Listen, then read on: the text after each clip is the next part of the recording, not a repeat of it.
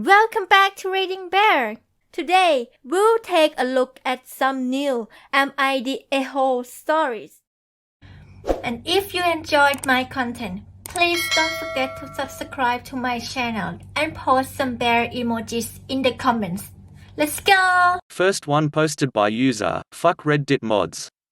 Titled, AITA for yelling at a stranger when she got snippy with me for telling her kids to get off my truck. Tonight I went to get a burger for a takeout dinner at a local place I like. I waited in a corner of the store while it was being made, and when I came outside I see 3 kids under probably 10 all playing in the bed of my truck or jumping on the bumper, tires. I said, "Hey, where's your parent? Can you guys get off? I gotta go home." I'm forgiving of kids cause, well, they're kids and don't usually know better. I just wanted to eat. While I'm asking them to get off, this huffy white lady walks up and says, "Why you talking to my kids like that? They're playing." I explain that it's my truck and I gotta get home, and her response was something to the effect of, "They're kids, they'll play, how dare you." I'm a pretty non-confrontational person. I am a mellow person, but 2020 has worn my nerves and patience. This was the straw that broke camel's back. I just unloaded on this lady as loud as I could possibly yell, profanity not held back, just an emotionally charged opening of the floodgates. I talked to my mum and she said I should have held my tongue in front of the kids. Personally, I was so burned out that I didn't care. Part of me feels like I overreacted, but part of me feels like it was deserved. What do you all think? Edit, the kids weren't brats. They were kids. Kids who were giggling and joyous and in the wrong spot at the wrong time. I don't blame them, I don't hold any anger towards them. I feel bad for them. Their mum didn't seem the best for them. User comment, not the a-hole, what the duck were they doing in the bed of your truck? Not a playground. By the way, kids under 10 should know right from wrong, not to touch anything that is not theirs. User comment, not the a-hole. If any of the kids had injured themselves, you can bet their mother would have sued you in the blink of an eye. What kind of parent thinks it's okay to allow their kids to climb on someone else's vehicle?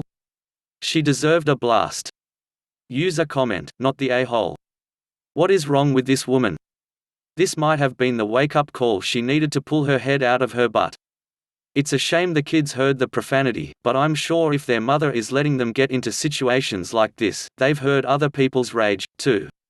Next one posted by user, Lord_Bubblewater. Titled, AITA would I be the asshole if I got my neighbors kicked out of their home for 30 years? I am a dude, living with my fiancé on the top floor of an apartment building. Lately we have been having issues with our neighbors, filed a complaint that might get them kicked out.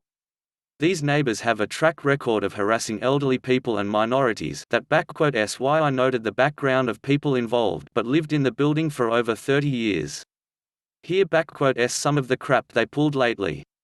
Actors, Grandpa nice old neighbor Indonesian male 70 plus or minus, Grandma nice old neighbor Chinese Indonesian female 70 plus or minus, me 26 male that looks like a dwarf from mixed with a Family Guy Italian stereotype. Fiancé, my fiancé, an amazing African Dutch 22 female, a whole guy, my alcoholic neighbor male 62, a whole lady, his psycho wife female 61. Late September around 11 p.m. my grandma came to our house in a panic. A whole guy had hit her husband, who just returned from the heart surgery, in the face. A whole neighbors were drunk and standing in Grandpa's living room at the time. A whole guy had a metal thermos in his hand. Me and Grandma made it clear that a whole neighbors had to leave. They ignored and started cursing at us and calling us names. Later my fiancé came. A whole neighbors threw some racial slurs. It turned out a whole neighbors had lent a couch and TV to Grandpa and wanted it back. I said I would help bring back the furniture, etc. They then left, and after checking if Grandpa was all right left. Mid-November a whole neighbors had set up a Christmas tree and other decorations. This blocked the fire escape, and so we decided to approach the complex manager to report this fire hazard. They had to remove the tree by order of the complex manager. A few days later a whole neighbors knocked on our door. I opened the door and all hell broke loose. A whole neighbors were drunk again and looking for a fight. I slammed the door in their face and they lost it, I mean banging the door, screeching and nearly breaking the windows. This was followed by a barrage of ringing the bell, hitting the doors and windows and shouting. I opened the door and told them to get lost. The wife went home and a whole neighbor guy started throwing racial slurs at my fiancée and her kind of people. I told him to buzz off, and if he ever bothered me or anyone on our floor again, I'd set him up for a dry dive 20 stories down. Less than 20 minutes later, both of them were back, and at full speed, banging on the doors and windows and screeching and ringing the bell. I said they should have thought about the consequences before hitting old people, stealing stuff and vandalizing motorcycles. I grabbed a whole neighbor and gave him a last warning. He might start a fight, but I'll finish it. So, would I be the a-hole if I got my neighbors kicked out of their home for 30 years? Edit: police are involved since the first incident. I'm thinking I might be the a-hole cause the a-hole neighbors are probably going to wind up homeless. User comment: not the a-hole, for a lot of reasons. This couple should have the cops called on them for assault, theft, destruction of property, uttering threats, hate speech and disturbing the peace. Don't get into a physical altercation with them, just call the cops. I don't know how eviction would work where you live, but the cops will remove them if the landlord won't. User comment: not the a-hole. Why should the violent neighbors get a free pass on battery and a myriad of other abuses just because they've been in their apartment for a long time? Guess what, a-holes, you've got just as much standing as a guy who moved in yesterday. User comment: not the a-hole. Wow, I am so sorry to hear you and your family is going through this. If the neighbors end up homeless, they have no one to blame but themselves. No one forced them to behave so horribly, no one forced them to treat the rest of you like this. This is totally on them, and I'm honestly hoping for all your sakes that they do get kicked out. Next one posted by user 180,031,373,137. Titled, AITA for arguing with my husband after he decided to sell the house without telling me? I, female 31, lost my late husband in 2016. He got sick with cancer during the first year of our marriage. It was absolutely terrible and devastating. I don't want to go into much details because it really hurts to remember those difficult times. My late husband suffered a lot and he didn't ask for much. He just wanted to be able to sleep, but he couldn't. I remember when he used to tell me this and it broke me. I did all I could to ease his pain, but I don't think it was enough at all. He was taken from me eventually despite everything. I have a good relationship with my former in-laws and I'm grateful for the support they showed me. I wouldn't have been able to carry on without them. I have been married to my husband for 4 months now. He's a good man. We have our fair share of arguments just like any other couple. He's divorced, so this isn't his first serious relationship. Once he moved in with me, he said he wanted to replace all the furniture even though it was in good condition. He insisted, and even though I didn't agree, I did it eventually because he'd get into an argument with me and turn his phone off for a few days. Next, he suggested that I donate some of my late husband's belongings, saying that I kept too many. This was hard for me to do, but I was able to sort through his belongings and kept a few things. Last month we were talking and he expressed being uncomfortable living at my house.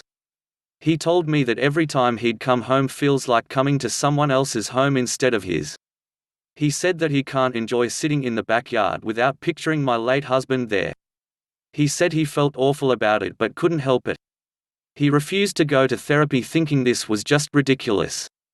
At this point it was clear he was making excuses to get me to move out of the house, since he suggested this before we got married. He knew how I felt about selling the house but still brought it up. He then told me about a job opportunity that he didn't want to miss and asked if I was willing to support him by agreeing to sell the house and move out of town. This was sudden, so I asked for some time to think about it, but I was surprised to find the house was already put on the market for sale. Even pictures were taken. I was furious. I had a huge argument with him. He said he thought I agreed, but he knew I wanted time to think, but just decided to do what he wanted. He lashed out at me when I asked if this job opportunity really exists, and he said I was being selfish and inconsiderate. Then left and turned his phone off. I have no idea how to deal with this issue, especially since he says that I'm not being supportive and constantly making him feel pressured. User comment: not the a-hole, let him leave with what he brought. Otherwise he'll wring everything from you and you'll be left with a controlling man and no mementos of the man who loved and respected you. User comment, not the a-hole. Huge red flags. He's trying to control you. Every time he asked you to do something you either did it or he punished you. Let him go to this new opportunity. And you need to get to a lawyer. Even if you don't leave him, you need to make sure your assets, meaning the house, are yours and that he cannot sell it out from under you. User comment, op, listen, are you in the US? Then I am sure you know that anything you buy in a marriage with him, he is entitled to half. If he can get you to sell your house and you use the money to purchase a new one, you will lose half of your investment. This happened to a close family member of mine.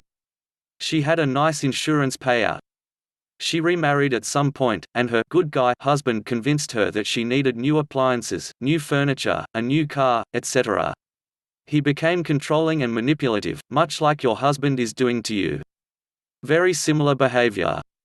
They divorced far too late, and he made off with far more than he deserved because marital property. Get out. Do not sell your precious home. Not the a-hole. Next one posted by user, abo_account. Titled, AITA for telling the lady at the benefits office that one of their employees asked me out then for my SSN over Messenger? I had been filing for benefits due to being out of work for some time and I didn't get several weeks due to some bad advice I was given by one of the claims examiners. So I called and asked what I needed to do to fix it. I was advised to file a new claim and recertify the weeks I wasn't paid. The guy then realizes that we have a mutual friend and goes on to say that they had tried to get him and I set up on a blind date before but that it didn't happen. I ignore this and continue to ask for help on how to fix my issue. Later, I get a friend request and it's the guy. I friend him, seeing we have the mutual buddy. He starts chatting me up, asking my height and amazed I'm still single and asking why. Like several times, he then states he wants to meet in person. I reluctantly agreed. I then got a message from our mutual friend and they said that they have not spoken in years and that there is something about him I should know because it could be a deal breaker. So, I ask the guy and he tells me the something I won't state here that I would not agree to in a potential partner. I tell him that I'm not really okay with it. He replies that he will convince me. He then offers to check on my claim and asks for my SSN. I don't respond to that message because I didn't think Messenger was appropriate for that. I then cancelled the date the next day, citing COVID, and that I didn't want to date him and maybe when things calm down he, mutual friend and I can get together someday. He's not too happy but whatever. Something seemed off, yeah, way off, with everything and I didn't want to risk going out to a crowded place for this guy or upsetting him too much because he was handling my claim. Some time passes and there is no movement on my claim. No one called me like he said and I can't do the recertification like he said. So, I am worried. I call the benefits office this morning and speak with a lady and realize that most of what he told me was wrong and that it was going through another process. I get kind of upset because I got more wrong info and so I mentioned the unusual interaction I had with their employee asking for my social over Messenger and how he reached out to me after calling them, and later cancelled date he asked me out on. Lady states that the Messenger thing was a no and that it would be addressed. I then felt kind of worried and said I didn't want him to be in trouble. She said it was good that they were advised of this and will take care of my case and that he did not do anything detrimental to my case. Now the guy is messaging mutual friends stating they need to talk. I know now I should have said something about the SSN thing at the time it happened but I was just kind of shocked and didn't know what to do.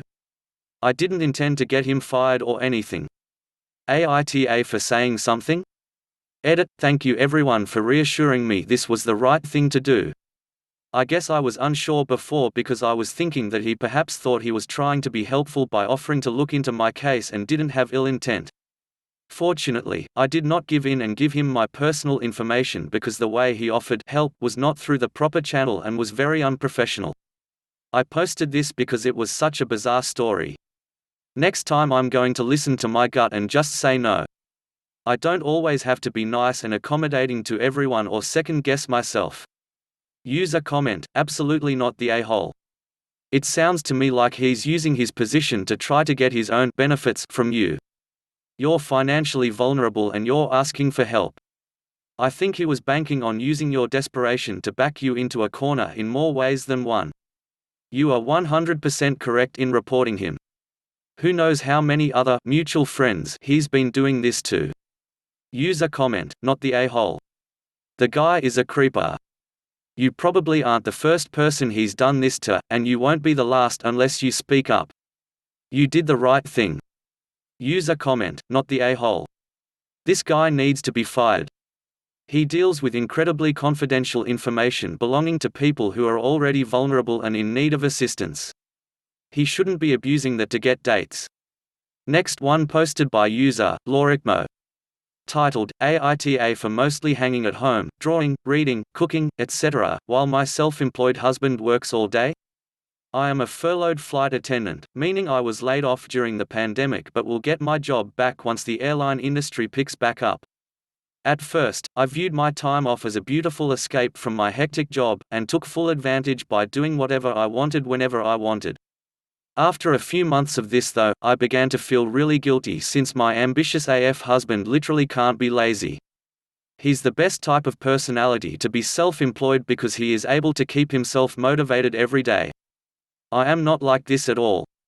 I can get sucked into lazy spells for days, have ADHD, and get bored, distracted when doing things that don't really interest me. I do all the cooking and most of the cleaning, take care of our 2 dogs, and do most of the laundry, household tasks. However, I feel like it's not adequate for the amount of work he's constantly putting in daily, while I sit on the couch and doodle on Procreate, paint, read, watch shows, etc. Lately I've felt like maybe I should get a temp job until I get my FA position back, but I'm also really nervous about COVID. I have asthma and anxiety. I don't know what to do from here. Should I get a job? We're not struggling financially, but obviously a second income couldn't hurt. I just feel useless and lazy most days and guilty when I use my free time for fun activities while he's working all day. He hasn't mentioned any resentment in these areas, but I can sense that he gets annoyed when I've been doing nothing all day. Any advice is welcome. So, AITA? User comment, not the a-hole. Cooking and cleaning is a job in itself. Maybe you could try a new hobby, sewing masks, knitting, that you could potentially monetize to keep you busier. Being able to contribute something financially as well might also make you feel a bit better about being useless or lazy. User comment, not the a-hole. Just because he is motivated to self-employ and go doesn't mean you can't enjoy your time off of work.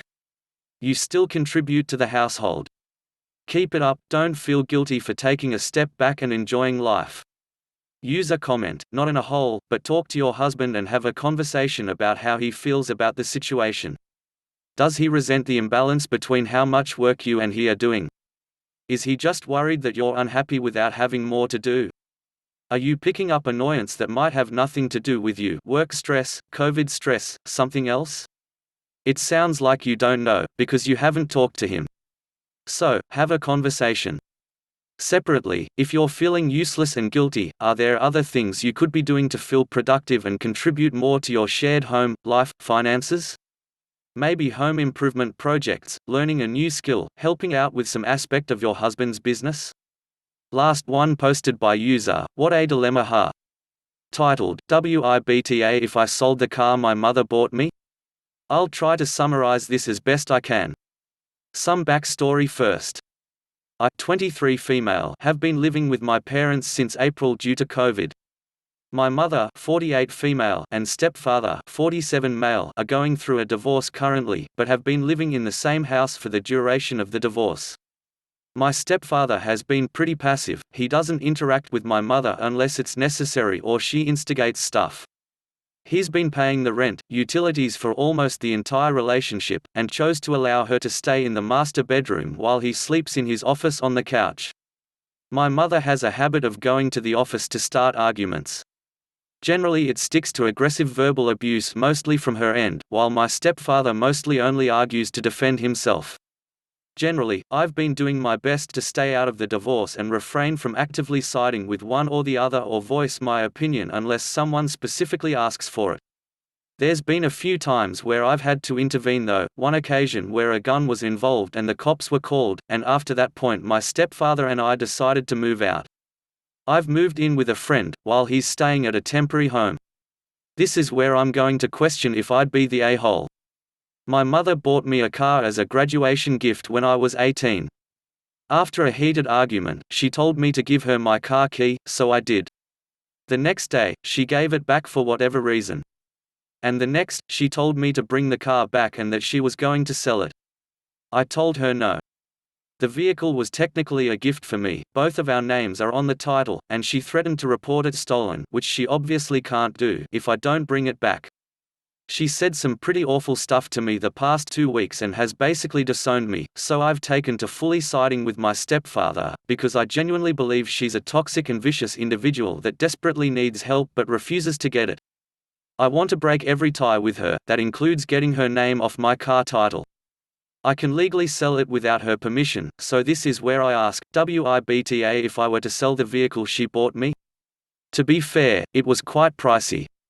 She spoiled me materialistically, and a part of me does feel bad for feeling so spiteful when she did provide me with that luxury growing up. She would spoil me as a child with toys, she paid entirely for my college, and she bought me a pricey car when she received settlement money. When this divorce is finalized, she will most likely be in a rough spot financially. Selling my car would help her tremendously, but I've honestly been driven to the point where I don't know if I want to give her that. User comment, not the a-hole. Sell the car yourself and keep the money. Hopefully she will eventually apologize to your stepfather for her abusive behavior towards him, and to you for trying to pressure you into giving her money. I'm sorry you're having to deal with this. User comment, not the a-hole, since it's your car too. You can sell it. But the choice of who gets the money is yours. You said your stepdad would help you and that she would be in a tough spot, but also you really don't owe her anything. Maybe you can split it? That choice is yours. User comment, not the a-hole, your mother's abusive and it's probably smart to cut ties, especially financial ties that she could use against you. Thanks for listening.